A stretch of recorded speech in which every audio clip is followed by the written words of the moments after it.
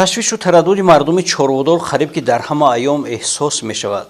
фасли зимистон бошад, кору тадбир муҳолтар мегардад. бахусус кашарҳои чорвои хурд ки аслан дар пуштакӯҳо мавқеъ мегиранд, бояд аз боду борони ин фасл ва сардиҳои зимистон молро эмин ва то давраи гармиҳо беталаф нигоҳ доранд. ин як тарафи масъала аст, мегӯянд масъулини кооперативи чорводори ноҳияи Вахш. ҳамрадиф ба ин тадбир захираи хӯрокҳо аз алафҳои табиӣ ки дар махсус мавзеъҳо тайёр мешаванд ба ҳисоб меравад. камборишии баҳор ва як муддат дар ҳукми сардиҳо қарор доштани ин фасл бештари талу пуштаҳоро урён монд. در سویه‌خام‌ها امکانی ذخیره کوه دست داد.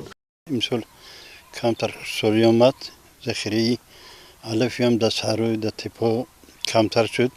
با این نگاه نکردم ما حرکت کردیم که برای از زمستان سالی فرمی برآورده این چارو 478 تن علف‌های طبیعی یانتاق و بیده ذخیره کردیم. از این با 8 تن جو 150 تن خوراک‌های کنسنتراتی ذخیره کردیم که امیدواریم که از زمستان سال فربی چارو رو برویم. حالی چاروهای خرد کооперативи نامبرده عازمی بازگشت از چراگاه‌های تابستانند و سرشمار از حساب برچه‌ها یک قدر زیاد گشته در حساب ذخیره خوراک آنها هم علاوه می‌گردند.